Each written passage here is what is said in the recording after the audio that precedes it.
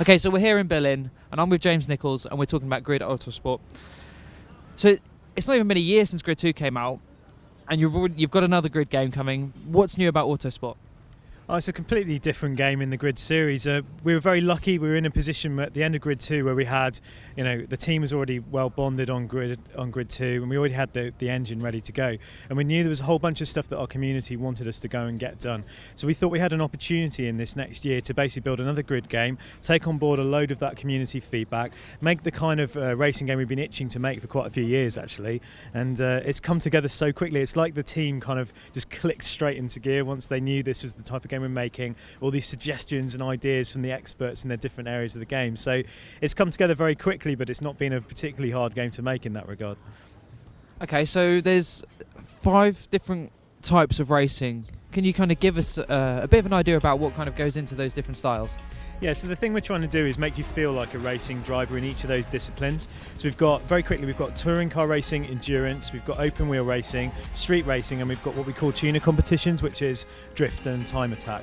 Now each of those, what we want you to do is actually drive differently, rather than it's like, basically go as fast as you can around the track and we'll score it differently at the end. We really want different driving styles, different approaches. So we've got different mechanics in those various disciplines of driving. We've also got different AI set up there, and we've got different experiences. So for example, touring cars set up to be very combative AI and lots of pushing and shoving going on, whereas something like endurance racing is set at night. You've got tyre wear, the AI is set to sort of strategize the tyre wear over the course of that race.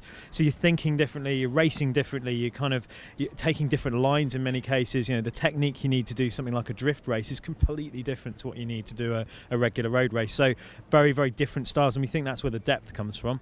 And then we couple that up with the content we've picked, the cars we selected are like the pinnacle examples of each of those styles of racing. So again, you multiply up even further the number of great experiences you have in the game. Okay, one of the things that you were talking about was deeper integration of Racenet. How's that going to affect the game? Oh, we're really excited because what we've been able to do this time is one of the features that the community have been asking for ever since we kicked Racenet off, really, which is Racenet clubs. It's this ability to get together online, basically to form a kind of clan, upload a custom livery from the game up to Racenet, and then everybody races in that livery for their club. You earn points for your club, and you compete with other clubs via Racenet. So that's a big new feature, and we're also bringing back all of the favourites like Racenet challenges, which are weekly leaderboards, and we'll have one for each of the styles of racing we've got in the game. So lots of kind of fresh, changing things to go and do in the online side of the game, as well as all the changes we've made to online as well. Okay, so the version that we tried yesterday, it was looking really nice. It's obviously running on a nice PC. You're bringing the game to 360 and PS3. Are there any plans further down the line to bring it to next gen consoles or new gen consoles? Because it certainly looks like it would look at home on those consoles. Oh, that's a really big compliment to what we've done on the PC. Yeah, we're trying to we're using, as I say, the same Ego technology we've built for current gen to build this game. So we're not planning to bring that technology onto next gen. We do have teams within Codemasters already working on that new Ego technology and new next gen experiences.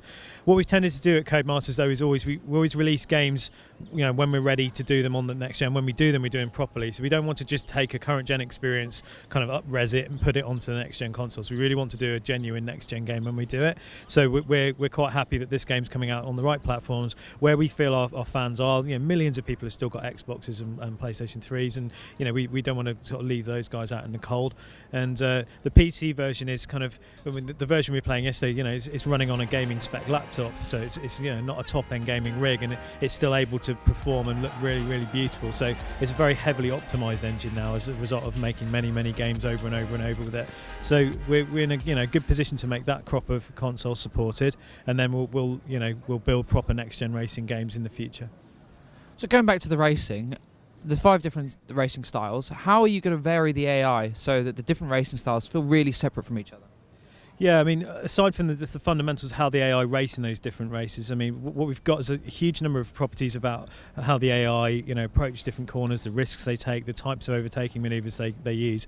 So touring's a very obvious one. The cars can get 3-4 abreast, piling into a corner. They'll aggressively protect their bit of the space on the track. But then conversely, you'll have something like open wheel racing where the cars are much more fragile, and single series cars as well. So we focus there on things like much more kind of inline racing and slipstreaming to overtake, much cleaner overtaking manoeuvres. They'll only make like one manoeuvre in the braking zone and that kind of thing to really make them much cleaner. When it comes to something like endurance, the AI field actually kind of spreads out during the race as the aggressive races charge forward, and then their tyres will fade at the end. The pack comes together in those last few laps and it gets really dramatic. So very, very different styles of AI in each of them. It's taken a lot of work and it was a bit of a risk when we started it, but we proved it out very quickly early on, and we're really happy with the end result because it's ended up with very, very different styles of racing as opposed to what some games do where you get one style of racing and just cycle the cars and the tracks around. So it's come out really well. Okay, just to wrap up then, where are we in terms of the development, and what's the roadmap ahead? So we're due to release on 27th of June. So the game's in its final kind of phases now of getting bugs fixed and getting it ready to ship out on all platforms.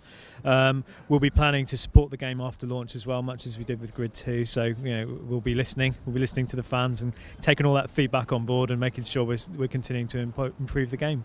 Okay, well, thank you very much for your time. It's been a pleasure. Thank you, guys. Thank you very much.